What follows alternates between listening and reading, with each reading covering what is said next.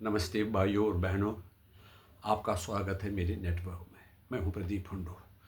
आशा करता हूं कि आप सभी ठीक होंगे, स्वस्थ होंगे। कल सरकार ने अनाउंसमेंट की है कि जो एक्ट्रेस है दीपिका पादुकोण, उसको मानसिक स्वास्थ्य का एम्बेसडर बना लिया गया भारत में। वो कोई मानसिक जो हेल्थ की है, मेंटल हेल्थ की कोई डॉक्टर नहीं है, कोई विशेषज्ञ नहीं है, और वो इसके बारे में शायद जानकारी नहीं रखती। हाँ, बेशक वो खुद डिप्रेशन में थी कुछ टाइम, लेकिन ऐसे में देखो लाखों लाखों लोग जो डिप्रेशन में रहते हैं और अपना काम दवाई खाकर चलाते हैं या योगा करते हैं और बाकी किस्म की रिलैक्सिंग टेक्निक, वो जो टेक्निक से अपने डिप्रेशन को दूर रखते हैं। कईयों का क्लिनिकल डिप्रेशन होता है, उनको दवाई खानी ज़रूरी है। लेकिन दीपिका पादुकोण में ऐसा मुझे कुछ समझ में नहीं आया जिसके लिए उनको मानसिक स्वास्थ्य का ग्रैंड एम्बेसडर बनाया जाए।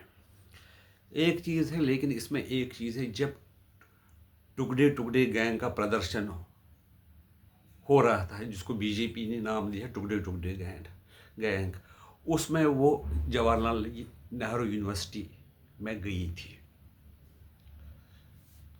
और जो किसान आंदोलन था उसमें भी वो शामिल हो गई थी। और उसके कई ऐसे बयान थे, उसने ये भी कहा था कि राहुल गांधी एक अच्छा लीडर है, वो देश का प्रधानमंत्री बनाने के लायक है और उसको बनना चाहिए। लेकिन बीजेपी ने दीपिका पादुकोण को बिना कोई क्वालिफिकेशन के ग्रैंड एम्बेसडर बना दिया। कोई मतलब अच्छा काम करने वाली हो, लोगों का स्वास्थ्य सुधारने में, और बाकी कोई किसी ने रिसर्च किया हो अच्छा, जिससे कि बीमारियां दूर हो और आदमी स्वस्थ बने, ऐसा उनके साथ नहीं है। वो भी उन्होंने जो दवाइयाँ की या जो टेक्निक अप्लाई की होगी, वो तो जो एक्सपर्ट है, विशेषज्ञ, उन्होंने उनको बताई होगी। ये महिला बेशक एक्ट्रेस है, लेकिन इस क्षेत्र में उसका कोई योगदान नहीं है। बीजेपी में मैंने देखा है, बीजेपी में ये क्वालिटी है, वो जो आपके पक्ष के में न हो, जो ऐसे काम करते हो जिनको आप राष्ट्र विरोधी काम कहते हो, जिसको जो काम आपको अच्छे नहीं लगते हैं, तो आप क्या करते हो, उनको उनको क्या आप अपने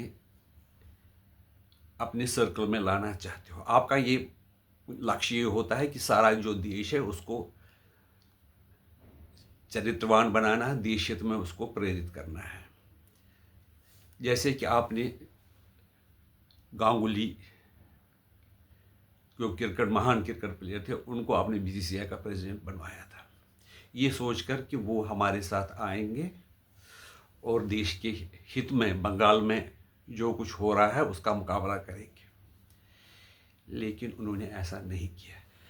ये अच्छी बात है कि लोगों को जो आपके विरुद्ध बोलते हैं उनको अपने साथ मिलाना, ये बहुत बढ़िया बात है। लेकिन यहाँ पर मैं एक चेतावनी देना चाहता हूँ, ऐसे कई लोग हैं जो कि पैसे के बगैर कोई जुबान जानते ही नहीं है। उनको जहाँ से पैसा मिलेगा वो वहाँ जाते। मुझे बताइए, दीपिका पादुकोण को क्या ज़रूरत थी किसान आंदोलन में जाने की?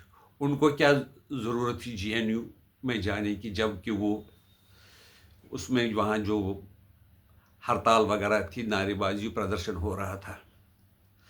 और ये भी मुझे जानना चाहता हूँ कि क्या कारण रहा होगा कि नड्डा जी ने उनको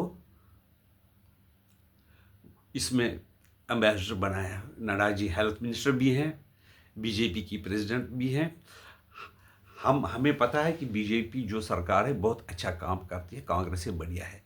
लेकिन ये क्या ज़रूरी है कि ऐसे आदमियों को ही लाना है, बाकी जैसे देश में और कोई नहीं है, और ऐसे लोगों को ही फोर फ्रंट पे लाना है जो मानसिक हेल्थ के लिए काम करें।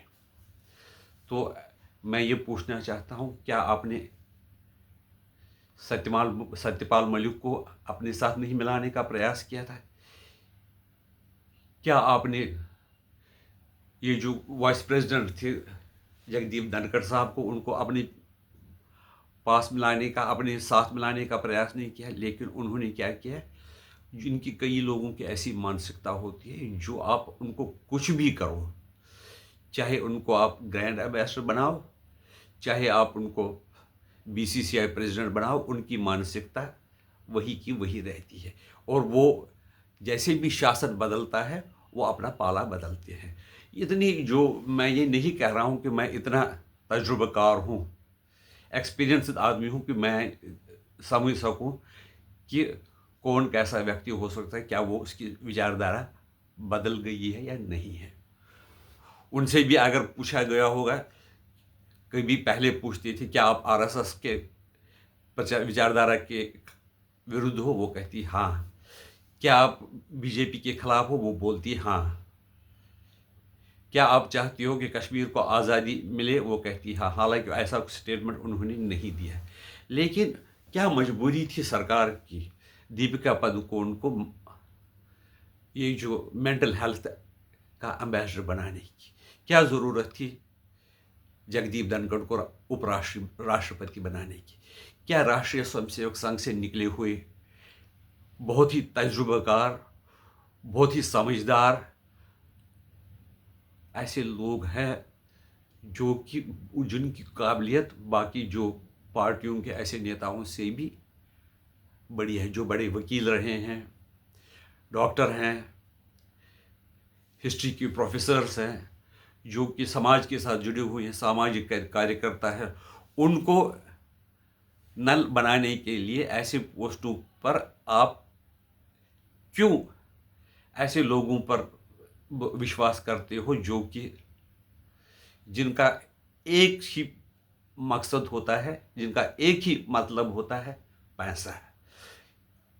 ये देखो, मैं आपको बताऊंगा कि आपने भी गांगुली जी, पूरा मुझे नाम ही याद नहीं आ रहा है, वो ममता बनर्जी के साथ विदेश में गए बिजनेस लाने के लिए। उनका क्या, उनका अपना बिजनेस है मेटल के लिए, स्टील वगैरह की उनकी फैक्ट्री है, उसकी प्रोपेगेंडा करने के लिए। यानी कि वहाँ पर उन्होंने